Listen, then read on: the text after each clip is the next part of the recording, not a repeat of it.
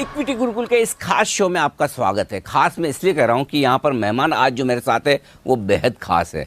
आमतौर पर आप इक्विटी गुरुकुल में उन मेहमानों से मिलते हैं जिन्होंने 3-4 दशकों तक बाजार में रहकर लंबे समय में बहुत पैसा बनाया भी है और बनाने के गुर जानते भी हैं और वो आपको सिखाए भी। लेकिन आज हमारे साथ एक बड़े खास मेहमान हैं जो न सिर्फ 25-30 साल तक बाजार में रहकर अच्छे लंबे समय के लिए बाजार को देख चुके हैं, लेकिन अगर आप उनसे ना 20-25 दिन या 20-25 हफ्तों का बाजार पूछेंगे तब भी वो उतने ही कॉन्फिडेंस से बताएंगे।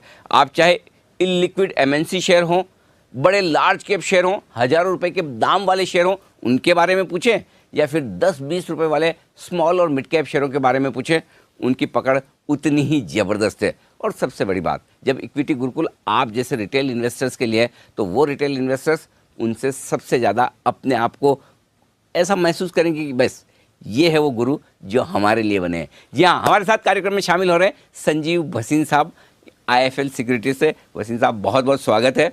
और ये इक्विटी गुरुकुल, ये शो हमने शुरू इसीलिए किया है कि जो लोग बाज़ार में 25-30-40 साल बिता चुके हैं, जो कुछ सीखा है, ये आपकी एक तरह से CSR एक्टिविटी है सर। आपको वापस है ना देश को देना है। पहली चीज़ तो ये बताऊं कि ये आपकी 30 साल की जो यात्रा रही, इसमें सबसे बड़ी सीख बाजार से क्या मिली आपको? थैंक यू अनिल जी, आपने अपनी इस प्रोग्राम पे बुलाया और इतने आपके डिस्टिंग्विश गेस्ट्स हैं तो मैं उनके मुकाबले नहीं हूँ, लेकिन आपने सही कहा, हमारा मन और मस्तिष्क सब इन्वेस्टर के लिए है, रिटेल के लिए। तो देखिए 32 साल हो गए मुझे शेयर बाजार में और मैंने शुरुआत से ही शेयर बाजार करना था और कोई काम नहीं था। अच्छा, मैंने पहले ही सोच रखा था शेयर बाजार और आज भी वही है। तो ये इंटरेस्ट कैसे आया आपको शेयर बाजार? So it came from a family background और मेरे फादर ग्रैंडफादर सबका उसी तरफ रुझान था and I always wanted to do. मैं एकेडमिकली बहुत अच्छा था और मुझे नंबर्स की अच्छी थी और धीरे धीरे मैं इतने अच्छे इंस्टीट्यूशन से पढ़ के स्टॉक मार्केट में गया, जबकि वहाँ चिल्लाने का योग होता था, 12 से 2:30 ट्रेडिंग होती थी और वहाँ की जो नुआंसेस हैं वो सब सीखी और कई बारी अपने हाथ जलाए एज ए ट्रेडर या एज ए स्पेकुलेटर, जो आपको हर उम्र में आता है। तो नसीहत सबसे बड़ी ये है कि never mix your trading and investment pattern. अच्छा। और ट्रेडर को हमेशा अपने आप को हेज करके चलना चाहिए, जो मैं कई बारी कहता हूँ। हमने काफी बारी उसमें गलती खाई है, इसलिए बाल सफेद हैं और लेकिन the moral of the story है, अगर आपको 30-35 साल की जर्नी करनी है तो you always have to be in the market. ऐसा कुछ नहीं है कि आप, और बनने रहने के लिए आपको ये चेष्टा करनी है कि कभी आपको लीवरेज और बाकी जो मार्केट में ल्योर करने वाली चीज वो एक मॉडरेशन में हो। उस कारण से लॉन्गर टर्म वेल्थ जैसी कोई चीज नहीं है। अब ये प्लानिंग से नहीं होता अनिल जी, ये डिफॉल्ट से होता है। मैं उस पर आऊंगा, उससे पहले एक जो इंटरेस्टिंग चीज आपने कही, पहले अपने आप को पहचानिए। भसीन साहब कह रहे हैं आप इन्वेस्टर हैं या ट्रेडर। अगर आप ट्रेडर हैं तो ट्रेडिंग पोजीशन को इन्वेस्टमेंट में मत बदलिए, और अगर आप इन्वेस्टर हैं तो इन्वेस्टिंग पोजीशन में ट्रेड मत कीजिए। पहला गुरु मंत्र आपको ये मिला है। अब आप ये बोल रहे हैं कि जो दूसरी बात, डिफॉल्ट से पैसा बनता है, वो कैसे? डिफॉल्ट से इस कारण से कि अगर आप शेयर को लेके रखें और उसको रोज उस तरह से ट्रैक ना करें, अगर वो ब्लू चिप है और अपना मोमेंटम कर रहा है, आप में कन्विक्शन है, जैसे सबसे बड़े गुरु वॉरेन बफेट ने कहा यू बाय द बिजनेस। और अगर आपको प्रोस्पेक्ट लगते हैं, मैं शेयरली मार्केट कैप ट्रैक करता हूं और वो लगता है कि मार्केट कैप एक टाइम बहुत ग्रो करेगा, तो आप इंसेप्शन में कभी नहीं पकड़ सकेंगे। बट जब वो ग्रोथ पैटर्न पे आए, if you stay in the course then only you will. आपको पता है जनरली इन्वेस्टर क्या करते हैं, विनर्स को बेच देते हैं और लूजर्स को रखते हैं और बाद में रिग्रेट करते हैं कि उसमें से। तो जैसे मैंने कई बार आपके साथ टिप्पणी की है, हनीवेल की क्या स्टोरी थी या हैवेल्स की क्या स्टोरी थी, या कई ऐसे शेयर हैं जो हमने जिसमें निवेश किया और वो डिफॉल्ट से बनते रहे। मैं छोटा सा शेयर आपको बताता हूँ, जेके सीमेंट, जो आज जेके लक्ष्मी सीमेंट है, उसका नाम था स्ट्रॉ प्रोडक्ट्स। अच्छा। और वो 8 रुपए का भाव था और कोई पूछने वाला नहीं था, it was on the house. लेकिन स्ट्रॉ प्रोडक्ट्स का उसके बाद अमेलगमेशन हो गया, पेपर कंपनी से वो सीमेंट में आ गया और वो 8 रुपए का शेयर करते करते अगर आपने 25 साल रखा है तो उसका आज 4 टाइम्स मैंने स्प्लिट होके उसका भाव 2,500 रुपए हो चुका है। क्या बात है। तो 8 रुपए वाला 2,500। 8 रुपए वाला 2,500। तो आप सोच सकते हैं कि investment is all about patience. Default से जो ओनरशिप है वही है। 1000 कारण है मंदी के और नेगेटिविटी के, लेकिन एक ही कारण है पैसे बनाने का, ओनरशिप। और ओनरशिप का मतलब आपको साइकिल्स के गुजरना है, ये एक दिन का नहीं है, ये तो 30-30 साल लग जाते हैं वेल्थ क्रिएट करने के, और वो भी कई बारी आपको चेष्टा नहीं होती कि गलत है सही है, but you have to be in the market. मतलब इन्वेस्टेड रहे, बाजार से बाहर निकल के तो खेल खत्म। सर अगर आप इंडिया की स्टोरी को ये समझते हैं, मैं आपको पहले भी कहा, जैसे आपने कल आपसे मजाक में कहा कि 1983 में अगर आप मारुति लेने जाते तो 63,000 रुपए आपको लग रही थी, और आप सोचते रहते 63,000 कहाँ से गो। आज आप 80,000 का आईफोन 1 मिनट में लेते हैं, आपको पता भी नहीं लगता। करेक्ट। अब आप मार्केट कैप देखो आईफोन की कहाँ हो गई है, या वो 63,000 वाली मारुति। सो इस कारण से हम कई बारी वी ऑलवेज थिंक के घुसे ना घुसे, there is no such thing as timing the market. It is just any time जब आप एक मन बना ले कि equity as an asset class own करना है, किस प्रोपोर्शन में करना है depends on your age profile, but being there that is the only मंत्र। मैं ना आपसे इतने सालों से मैं आपको जानता हूँ, आपके हजारों इंटरव्यू मैंने कर डाले हैं। मुझे एक चीज़ जो हर बार मैं सोचता हूँ कि कभी मैं भसीन साहब से सीखूंगा, और आज मुझे मौका मिला तो मैं भी सीखना चाहता हूँ। सर ये कॉन्फिडेंस कहाँ से लाते हैं आप इतना कि नहीं, मतलब गिरते हुए बाजार में जब 10,000 निफ्टी होगा तो सब बोलेंगे 8,000 हो जाएगा, 8,000 होगा तो सब 6,000 बोलेंगे, और 12,000 होगा तो सब 14,000 बोलेंगे, राइट? भीड़ तो यही करती है। 10,000 की निफ्टी में आप नहीं सोचते कि 8,000 या 9,000 हो जाएगा, आप 12,000 सोचते हो। ये कॉन्फिडेंस कब, कैसे और कहाँ से आता है? सो देखिए अनिल जी, पहली बात तो मैं कॉन्फिडेंट आदमी और पॉजिटिव आदमी हूँ। आपको पता है ये तो जिंदगी में भी उतार चढ़ाव है, और हम इसको किससे चेष्टा करते हैं? अपने मन से जी। मन और मस्तिष्क। तो मन और चंद्रमा और मस्तिष्क और माँ, ये हमारी सांस है। अगर आप किसी भी दिन शेयर बाजार से धोखा खा गए या मंदे हो या निराश है, आपकी मदर सबसे पहले जान जाएगी।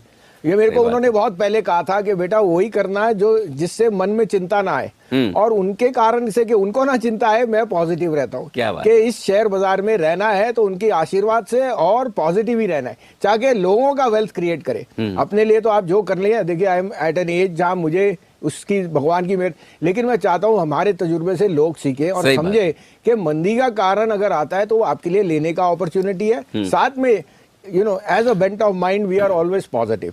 इंडिया की डेमोग्राफिक्स पे आप नेगेटिव हो ही नहीं सकते, because despite so many imponderables. आप देखिए कहाँ है बाजार। 2 साल पहले जो आपको दिख नहीं रहा था वो आज आपके सामने रियलिटी है, और अब वो green shoot and so on. So there is no fine time, you have to be positive on the market. Fear is always a good time to buy. लेकिन फियर होता है तब इस तरह का डर होता है कि आज लेकर कल, आज नहीं लेकर कल लिया तो सस्ता मिलेगा, और ज़्यादातर वक्त लोग जो इंतज़ार करते हैं वो सही भी पड़ते हैं कि हर दूसरे दिन भाव गिरते हुए नजर आते हैं। जो पैनिक वाली सिचुएशन होती है, क्या उस समय हिम्मत की जा सकती है? करें तो कैसे करें? बहुत अच्छी बात कही। आप देखिए सैटरडे को क्या हुआ था, एक एकदम हॉरर शो हुआ था कि डाउ वीक था, LTCG नहीं आया और मार्केट क्रैश कर गई।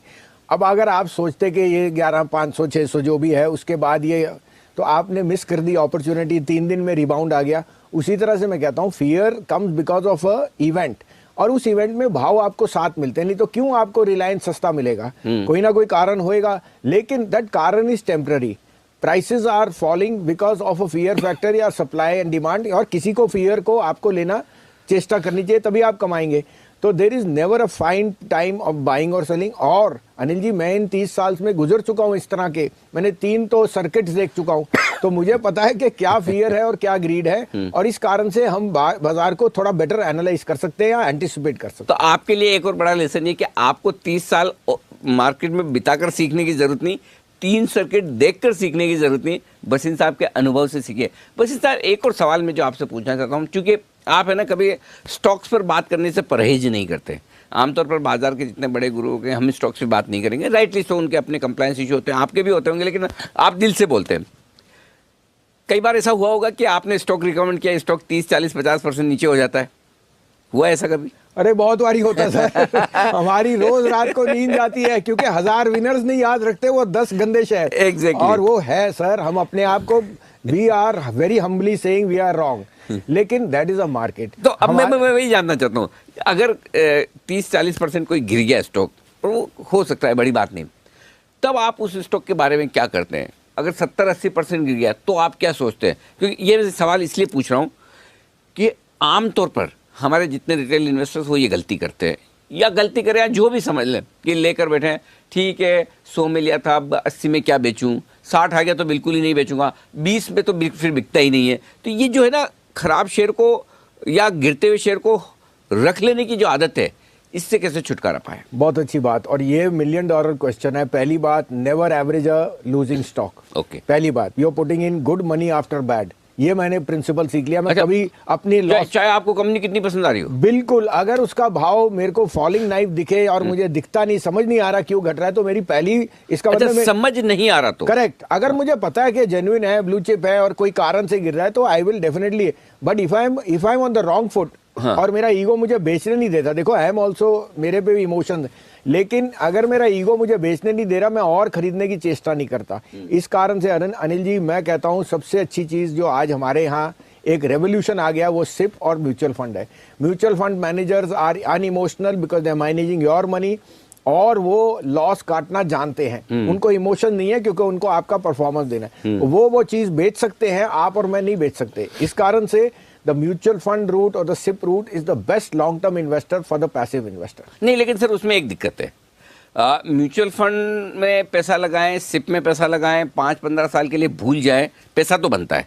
ये तो प्रूवन ट्रैक रिकॉर्ड है। आप मतलब बहुत घटिया से घटिया इन्वेस्टर हैं तब भी बना लेंगे, लेकिन है ना उसमें एक तो 2 प्रॉब्लम है। एक तो मज़ा नहीं आता मार्केट में खेलने का, और दूसरा ये कि जो पैसा स्टॉक में डाल के कई गुना हो सकता है। म्यूचुअल फंड में एवरेज रिटर्न्स मिलेंगे, एवरेज से बेहतर रिटर्न मिलेंगे। तो जिनको बहुत ज़्यादा पैसे बनाने हैं और जिनको ये लगता है कि मुझे भी तो एक सेटिस्फेक्शन होना चाहिए कि देखिए मैंने खरीदा है, मैंने स्टॉक ढूंढा है, मैंने इसमें बना है, तो ये जो दो इमोशंस है, इनको कैसे कंट्रोल करना है? तो वो इमोशंस तो प्योर एंड सिंपल है। उसके लिए आपको अपनी बैलेंस शीट ठीक पढ़नी है, आपने अपना रोड चेक्स करने हैं, सी व्हाट द प्रोडक्ट। उसके लिए आपको मैं सिंपली बताऊं अनिल जी, मैंने अगर कोई मल्टी बैगर बनाया है, it has been from the grass root level, कोई बैलेंस शीट पढ़ के नहीं बनाया। तो उदाहरण के लिए, अगर आपने पेज इंडस्ट्री 750 रुपए पे मैं था जब मैं डॉइचे बैंक में, और प्लेसमेंट हुई, यही एनालिसिस कर दे कि जॉकी एज अ ब्रांड कितना उसका ब्रांड वैल्यू होएगा। और आज की डेट में आप अपने बच्चों को जानते हैं, उनकी जो स्पेंडिंग पैटर्न्स है पर्सनल कंजम्पशन पे आर मच अबव जो आप कभी और मैं कभी कर सकते थे। तो वो बताता है कि जो ब्रांड एक वायबल है या दिखती है,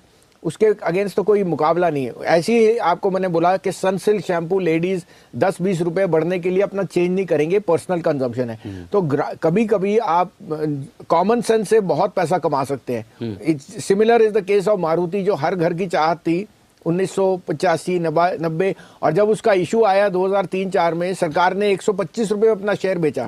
लेकिन जो जिसको ओन करना था वो शेयर, उसने वहां से 10,000 रुपए तक की जर्नी देखी।